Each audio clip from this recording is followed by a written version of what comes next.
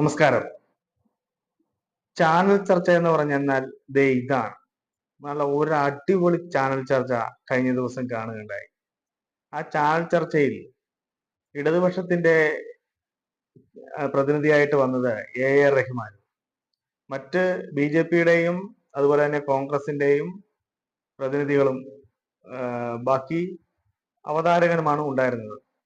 അവതാരകനും BJP-യുടെയും അതുപോലെ തന്നെ കോൺഗ്രസിന്റെയും പ്രതിനിധികൾ ഒട്ടുമിക്ക കാര്യങ്ങളും പറയുന്നത് വസ്തുതാപരമല്ലാത്തതും അതുപോലെ തന്നെ കള്ളങ്ങളുമാണ് പറയുന്നത്. അത് പ്രേക്ഷകർക്ക് മുഴുവനും അറിയാമെങ്കിലും നമുക്ക് ഈ വീഡിയോ കാണുന്നതിലൂടെ നമുക്കത് കൃത്യമായി മനസ്സിലാക്കാൻ സാധിക്കും.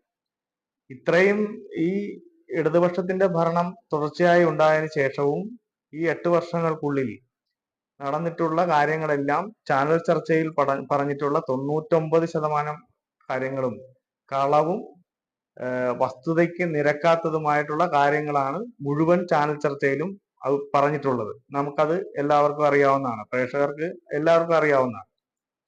ഇപ്പോ ഈ AR റഹ്മാൻ പങ്കെടുത്ത ഈ ചർച്ചയിൽ AR റഹ്മാൻ സംസാരിച്ചു കൊണ്ടിരുന്നപ്പോൾ ഒരു ചോദ്യം അരുൺകുമാർ ചോദിക്കുന്നു. ആ അരുൺകുമാർ ചോദിച്ച ചോദ്യത്തിന് ഉത്തരം നൽകുന്നതിന് മുഴുവിപ്പിക്കുന്നതിന് മുമ്പ് തന്നെ അടുത്ത ചോദ്യം ചോദിക്കും. അതാണ് മിക്ക ചാനൽ ചർച്ചയിലും കാണുന്നത്.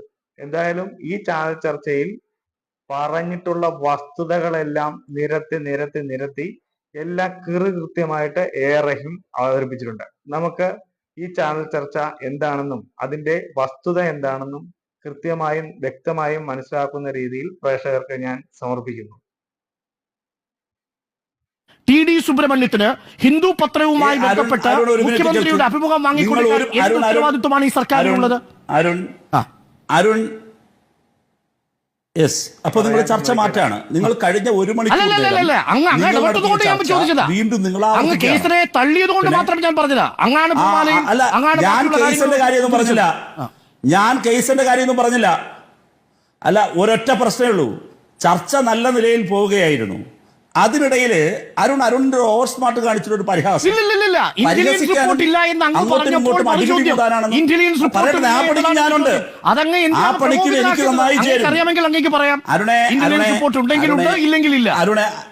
അങ്ങനെയല്ല, ഞാനത് വിശദീകരിക്കാലോ.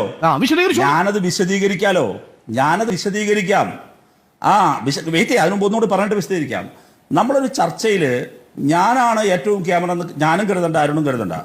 അത് നമ്മളാരും കരുതണ്ട, രാജു പി നായരും കരുതില്ല. അപ്പുറത്ത് കോട്ടിട്ട് നിങ്ങൾ ഇരിക്കുന്നത് കൊണ്ട് നിങ്ങളാണ് ക്യാമൻ എന്ന് കരുതരുത്. കാലങ്ങളായി നമ്മൾ ചില വിഷയങ്ങൾ ഒരുമിച്ചും സംസാരിക്കുകയും ചോദ്യങ്ങൾ എന്തിനാണ് ഇത്ര അസ്വസ്ഥത? ഇന്റലിജൻസ് റിപ്പോർട്ട് ചോദ്യത്തിന് മുന്നിൽ അസ്വസ്ഥരാവുന്നത് നിങ്ങൾ എതിർത്തോ, പക്ഷെ പരിഹാസം പാടില്ല. നിങ്ങൾ ഒറ്റ കാര്യമേ ഉള്ളൂ. ഞാൻ ചർച്ചയിലേക്ക് പോവാണ്, ഇനി ഇടപെടാതിരുന്നാൽ മതി, ഞാൻ മടങ്ങിപ്പോവാം. എൻ്റെ പോയിന്റ് ഇതാണ്. ഞാൻ നിങ്ങളോട് അങ്ങനെ പ്രതികരിക്കാൻ കാരണം നിങ്ങളുടെ പരിഹാസ സ്വരങ്ങൾ കേൾക്കാൻ വന്നിരിക്കുന്നവരല്ല CPM-ന്റെ പ്രതിനിധി. ആ സ്റ്റേറ്റ്മെന്റേ ഉള്ളത് കഴിഞ്ഞു. ഞാൻ അതിലേക്ക് പോവാണ്. പരിഹസിക്കുന്ന തിരിച്ചതുപോലെ പറയും. ഇപ്പൊ ഞാൻ പറഞ്ഞ പോയിന്റ് എന്താണ്? സാധാരണഗതിയിൽ അരുൺ കേൾക്കണം. സാധാരണഗതിയിൽ കോൺഗ്രസിന്റെ നേതാക്കളെ, വിവിധ രാഷ്ട്രീയ പാർട്ടികളുടെ നേതാക്കളെ പോട്ടെ, തൊട്ടപ്പുറത്ത് ഇവർ കോൺഗ്രസിന്റെ ഭരണം ഇരിക്കുമ്പോൾ CPM-ന്റെ നേതാക്കളെ, BJP-യുടെ നേതാക്കളെ, RSS-ന്റെ നേതാക്കളെ ഒക്കെ സിവിൽ സർവീസിലുള്ള വിവിധ ഓഫീസർമാർ കാണാറുണ്ട്. അങ്ങ് കേൾക്കണം. അസാധാരണമായ നടപടികളാണ് സാധാരണ ഇന്റലിജൻസ് റിപ്പോർട്ടായി വരിക. ഇത് ഇന്റലിജൻസ് റിപ്പോർട്ടായി വന്നിട്ടുണ്ടോ ഇല്ലയോ എന്ന് എനിക്കും താങ്കൾക്കും എന്നല്ല, ലോകത്ത് 2 പേരൊഴികെ വേറെ ആർക്കും അറിയില്ല. അത് ഇന്റലിജൻസ് മേധാവിക്കും മുഖ്യമന്ത്രിക്കുമാണ്. എല്ലാ ഇന്റലിജൻസ് റിപ്പോർട്ടുകളും അങ്ങനെ മാത്രമാണ്, അല്ലാതെ ആർക്കും അറിയില്ല. ആ പ്രോട്ടോകോൾ നമ്മൾ മനസ്സിലാക്കണം. അതാണൊന്ന്. അറിയാത്ത ആളല്ല താങ്കൾ. അപ്പോൾ ഇത് മുഖ്യമന്ത്രിയുടെ ശ്രദ്ധയിൽ വന്ന മാത്രയിൽ നമ്മുടെ ശ്രദ്ധയിലേക്ക് വരുന്നു, ഒരു രാഷ്ട്രീയ പ്രശ്നമായി ഉയർന്നു വന്നപ്പോഴോ ഞങ്ങൾക്ക് സംരക്ഷിക്കാൻ ഒന്നുമില്ലാത്തത് കൊണ്ടാണ് അത് സംബന്ധിച്ച് അന്വേഷിച്ച് റിപ്പോർട്ട് തരാൻ DGP-യെ തന്നെ ചുമതലപ്പെടുത്തിയത്. അദ്ദേഹം ചട്ടവിരുദ്ധമായി എന്തെങ്കിലും ചെയ്തിട്ടുണ്ട് എങ്കിൽ ശക്തമായ നടപടി, വിജിലൻസ് റിപ്പോർട്ടിന്മേൽ എന്ത് നടപടിയാണോ സ്വീകരിച്ചത് അതുപോലെ തന്നെ നടപടി സ്വീകരിക്കും. ഇനി രാജു പി നായർക്കുള്ള മറുപടി. അദ്ദേഹം കേരളത്തിന്റെ മുഖ്യമന്ത്രി കഴിവുകെട്ടയാളാണ് എന്ന് പറഞ്ഞു. നമുക്ക് മുഖ്യമന്ത്രിമാരെ കമ്പയർ ചെയ്തുകൊണ്ടല്ലേ അത് പറയേണ്ടത്? പിണറായിയെ തന്നെ കമ്പയർ ചെയ്യല്ലേ വേണ്ടത്? പിണറായിക്ക് മുമ്പിരുന്ന മുഖ്യമന്ത്രിയെയും ആ ഓഫീസിനെയും കമ്പയർ ചെയ്യാം. ആ ഓഫീസിൽ മുഖ്യമന്ത്രിയുടെ കസേരയിൽ വഴിപോക്കൻ ഒരു മാനസിക രോഗിയായ മനുഷ്യൻ, ഒരു സഹോദരൻ കയറിയിരുന്നു, ഓർമ്മയില്ലേ? മണിക്കൂറുകളോളം. ഉമ്മൻചാണ്ടിയുടെ കസേരയിൽ ഒരു പ്രാന്തൻ കയറി ഇരുന്നിട്ട് മണിക്കൂറുകൾക്ക് ശേഷമാണ് ലോക പറഞ്ഞത്. നമ്പർ 1, അന്ന് കേരളത്തിലെ DGP ആരായിരുന്നു? പലരുമായിരുന്നു. പക്ഷെ ഒരു സൂപ്പർ DGP ഉണ്ടായിരുന്നു. അത് ശ്രീ ഉമ്മൻചാണ്ടിയുടെ ഗൺമാൻ ആയിരുന്നു. അദ്ദേഹത്തിന്റെ പേര് സലിം രാജ് എന്നായിരുന്നു. സലിം രാജ് എന്ന് പറയുന്ന ഒരു പോലീസ് കോൺസ്റ്റബിൾ, ഉമ്മൻചാണ്ടിയുടെ ഗൺമോൻ, കേരളത്തിലെ DGPയേക്കാൾ ആഭ്യന്തരമന്ത്രിയായ ഉമ്മൻചാണ്ടിയേക്കാൾ സൂപ്പർ ആഭ്യന്തരമന്ത്രിയും സൂപ്പർ DGPയുമായിരുന്ന കാലഘട്ടമുണ്ടായിരുന്നു കേരളത്തിൽ. ആ കഴിവുകെട്ട കാലത്തിന്റെ വക്താവ് റിപ്പോർട്ടർ TVയുടെ ഫ്രെയിമിൽ വന്നിരുന്ന് പറയുകയാണ് കേരളത്തിന്റെ ഇപ്പോഴത്തെ മുഖ്യമന്ത്രി കഴിവുകെട്ടതാണെന്ന്. ഞാനൊരു കാര്യം പറയാം ശ്രീ രാജു പി നായരോട്.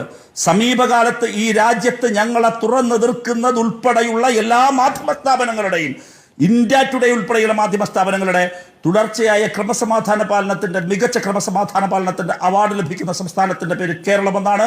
ആഭ്യന്തരമന്ത്രിയുടെ പേര് പിണറായി വിജയൻ എന്നാണ്. കേട്ടല്ലോ? അപ്പൊ അതുകൊണ്ട് നിങ്ങൾ ഞങ്ങളുടെ രാഷ്ട്രീയമായി എതിർത്തോളൂ, പക്ഷെ വില കുറഞ്ഞ വാക്കുകൾ പറയരുത്. വില കുറഞ്ഞ വാക്കുകൾ നിങ്ങൾ ഞങ്ങളുടെ മേൽ ആരോപിച്ചാൽ നിങ്ങളുടെ വിഴുപ്പ് ഭാണ്ഡങ്ങൾ, വില കുറഞ്ഞ ഇന്നലകൾ ഞങ്ങൾക്ക് ഓർമ്മപ്പെടുത്തേണ്ടി വരും. ഈ പോലീസ് സലിം രാജിന്റെ ഈ ഒരു പോലീസ് കോൺസ്റ്റബിളിന്റെ, എന്തായിരുന്നു പോലീസ് ഭരണം? ഒരു പോലീസ് കോൺസ്റ്റബിളിന്റെ ഫോൺ രേഖകൾ ചോദിക്കരുത് എന്ന് പറഞ്ഞ് അന്നത്തെ അഡ്വക്കേറ്റ് ജനറലിന്റെ ഓഫീസ് അത് തുറന്നിരുന്നില്ലേ? രാത്രിയും പകലും. ഹൈക്കോടതിയിൽ എത്ര തവണയാണെന്ന് പോയത്? എന്തായിരുന്നു അദ്ദേഹത്തിനുള്ള പ്രിവിലേജ്? ഇന്ന് നിങ്ങളൊരു ADGPയെ കുറിച്ച് പറയുന്നു. ഒരു പോലീസുകാരന് നിങ്ങളുടെ കാലത്ത് എന്തായിരുന്നു അന്നത്തെ മുഖ്യമന്ത്രിയുടെ ഗൺമാന് അന്ന് കേരളത്തിൽ, ക്ഷമിക്കണം ഞാൻ പറഞ്ഞതിനെ തിരുത്തിയാണ്, ഗൺമാന് നിങ്ങൾ കൊടുത്ത പ്രിവിലേജ് പറയണം. നിങ്ങൾ ആ പ്രിവിലേജ് കൊടുത്തവരാണ് ഇപ്പൊ വന്നിരുന്ന് ഒരു ADGPയെ കുറിച്ച് പറയുന്നത്. ഇത് ഒന്നുമില്ലെങ്കിൽ ADGP എന്തെങ്കിലും പറയാലോ. അന്നൊരു പോലീസ് കോൺസ്റ്റബിൾ അല്ലേ കൊടുത്തേ? എന്തായിരുന്നു പ്രിവിലേജിന് ആധാരം? പറയൂ നിങ്ങള്. അപ്പൊ എന്നിട്ടേ ഞങ്ങളുടെ ഇങ്ങോട്ട് വരവുള്ളൂ. കേട്ടല്ലോ? അപ്പൊ കാര്യങ്ങളിൽ നിന്നുകൊണ്ട് വസ്തുതാപരമായി സംസാരിച്ചാൽ വസ്തുതാപരമായി പോവാം. അല്ലാതെ ആവശ്യമില്ലാതെ കേരളത്തിന്റെ ബഹുമാനപ്പെട്ട മുഖ്യമന്ത്രിയുടെയും ഞങ്ങളുടെ പാർട്ടി നേതാക്കളുടെയും മേൽ കുതിര കയറാൻ പറയരുത്. അനാവശ്യമായ വസ്തുതാപരമായ ആരോപണങ്ങൾ ഉന്നയിക്കരുത്. ഇവിടെ ഒരു കാര്യം കൂടി പറയാം. ഇനി വസ്തുതയിലേക്ക് വേറൊരു കാര്യം കൂടി പറയാം. പറയട്ടെ, ഇനി വേറൊരു കാര്യം കൂടി പറയാം. അരുണ ഒരു കാര്യം കൂടി പറയാം. ഇനി ചരിത്രത്തിലുണ്ടല്ലോ,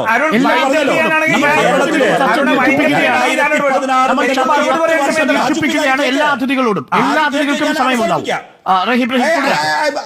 അല്ല, ഞാൻ കൺക്ലൂഡ് ചെയ്യാണ്. അരുൺ കൺക്ലൂഡ് ചെയ്യണം. കേൾക്കൂ. ഈ കഴിഞ്ഞ 8 വർഷക്കാലം കഴിവുകെട്ട മുഖ്യമന്ത്രിയാണോ? കേരളത്തിൽ ഒരു വർഗീയ കലാപം ഉണ്ടായില്ലല്ലോ. നിങ്ങളുടെ കാലത്ത് ഉണ്ടായില്ലേ? ഒന്നല്ല, ഒട്ടനവധി തവണ ഉണ്ടായില്ലേ? ഉണ്ടായിന്ന് മാത്രമല്ല, അന്ന് നിങ്ങൾ ആലോചിക്കേണ്ട കാര്യം, മാറാട് കടപ്പുറത്ത് ആ മന്ത്രിസഭയിലുള്ള അംഗങ്ങൾ, മന്ത്രിസഭയിലെ PK കുഞ്ഞാലിക്കുട്ടിക്ക് മാറാട് കടപ്പുറം സന്ദർശിക്കാൻ കഴിഞ്ഞില്ല. അന്ന് പാർട്ടിയുടെ സെക്രട്ടറി ആയിരുന്ന പിണറായി വിജയൻ പോയപ്പോൾ ഇതേ ആവശ്യം VKC മുഹമ്മദ് കോയയെയും ഇളമരം കരീമിനെയും അകത്തോട്ട് കയറ്റാൻ പറ്റില്ലെന്ന് ഇതേ RSS പറഞ്ഞപ്പോ ഞങ്ങൾ പോയി. നിങ്ങളുടെ മുഖ്യമന്ത്രി PK കുഞ്ഞാലിക്കുട്ടി എന്ന മന്ത്രിയെ RSSന്റെ ആവശ്യപ്രകാരം കോഴിക്കോട് ഗസ്റ്റ് ഹൗസിൽ ഇരുത്തിയിട്ട് പോയി. പിന്നെ ഈ കലക്കിയതിനെ കുറിച്ചൊക്കെ പറയുന്നുണ്ടല്ലോ. ശിവഗിരിക്കുന്നിൽ കയറി കലക്കിയത് നിങ്ങളായിരുന്നില്ലേ? എത്ര ക്രൈസ്തവ ആരാധനാലയങ്ങളിൽ നിങ്ങളെന്ന് കയറി അച്ഛന്മാരെ തച്ചു കലക്കിയില്ലേ? നിങ്ങൾ നോക്കൂ, ഈ കാലഘട്ടത്തിൽ ഇവിടെ വിഴിഞ്ഞം കലാപഭരിതമായിരുന്നില്ലേ? ആ കലാപഭരിതമായി വന്ന വിഴിഞ്ഞത്തിൽ ഒരു തുള്ളി ചോര വീഴാതെ, ഒരു വെടിവയ്പുണ്ടാകാതെ, ഒരു ബുള്ളറ്റ് പോലും പുറത്തേക്ക് വരാതെ രക്തരഹിതമായി ഒരു പ്രശ്നത്തെ എങ്ങനെയാണ് കൈകാര്യം ചെയ്യുന്നത് കാട്ടിക്കൊടുത്തു കേരളത്തിലെ ആഭ്യന്തര വകുപ്പ് മന്ത്രി. ആ ആഭ്യന്തര വകുപ്പ് മന്ത്രി പറയുന്നതിൽ നിങ്ങൾ പ്രസംഗമാണെങ്കിൽ നിങ്ങളത് തെറിവിടുകയായിരുന്നു. ശരി, പ്രസംഗമാണ്. ഞാൻ പ്രാസംഗികനാണ്. എനിക്ക് തെരുവിൽ നിന്ന് പ്രസംഗിക്കുന്നതിൽ അഭിമാനമാണ്. നിങ്ങൾക്ക് തെറിവിളിക്കുന്നതിലാണ് അഭിമാനം. ശരി ശരി കേട്ടോ? ശരി റഹീം. ഇതാണ് ചാനൽ ചർച്ച. ചാനൽ ചർച്ച എന്ന് പറഞ്ഞാൽ ഇതുപോലെ വേണം. ഉരുളക്ക് ഉപ്പേര് പോലത്തെ മറുപടി കൊടുക്കാനുള്ള ഇതുപോലത്തെ നല്ല ഉഗ്രൻ സഹാക്കന്മാരാണ് ഇടതുപക്ഷത്തിനുള്ളതെന്ന് ചാനൽ ചർച്ചക്കാരും അതുപോലെ തന്നെ അവതാരകരും, ഇനി വന്നിരിക്കുന്ന കോൺഗ്രസിന്റെയും BJPയുടെയും പ്രതിനിധികളും മറ്റാരെങ്കിലും ഉണ്ടെങ്കിൽ അവരും, ആരൊക്കെ വന്നാലും ശരി, ഇടതുപക്ഷത്തിന്റെയും പ്രത്യേകിച്ച് CPMന്റെയും CPIയുടെയും ഇടതുപക്ഷത്തിന്റെ ആര് ചർച്ചയ്ക്ക് വന്നാലും വസ്തുതകളായിട്ട് പറയുകയും അത് പറയാൻ അനുവദിക്കാതിരിക്കുകയും ചെയ്യുക എന്നുള്ളത് കോൺഗ്രസിന്റെയും BJP-യുടെയും പണിയാണ്. അതുപോലെ തന്നെ അവതാരകന്റെ ഈ 3 കൂട്ടരും, വേറെ ഒരു അവതാരം കൂടി ചിലപ്പോൾ വന്നിരിക്കും. എന്താണ് അതിനെ പറയുന്നത്, ഒരു രാഷ്ട്രീയ നിരീക്ഷകൻ അങ്ങനെയൊക്കെ പറഞ്ഞുകൊണ്ടേയിരിക്കും. അതും ഇടതുപക്ഷത്തിന്റെ ആൾക്കാർക്ക് സമയം കിട്ടാതിരിക്കാൻ വേണ്ടിയിട്ട് ഒരാളെ കൂടി കൊണ്ടുവന്നിരുത്തുന്നതാണ്. ആരൊക്കെ കൊണ്ടുവന്നിരുത്തിയാലും ശരി, ഇടതുപക്ഷത്തിന്റെ പ്രതിനിധി അവിടെ ചർച്ചയിലുണ്ടെങ്കിൽ വസ്തുതാപരമായിട്ടും കൃത്യമായിട്ടും വ്യക്തമായിട്ടും സത്യമായിട്ടുമുള്ള കാര്യങ്ങൾ പ്രേക്ഷകർക്ക് മനസ്സിലാകുകയും ഈ ജനങ്ങൾക്കാകെ മനസ്സിലാകുന്ന രീതിയിൽ നല്ല രീതിയിലുള്ള മറുപടി ഇനി കൊടുക്കും എന്നുള്ള കാര്യത്തിൽ യാതൊരു തർക്കവുമില്ല.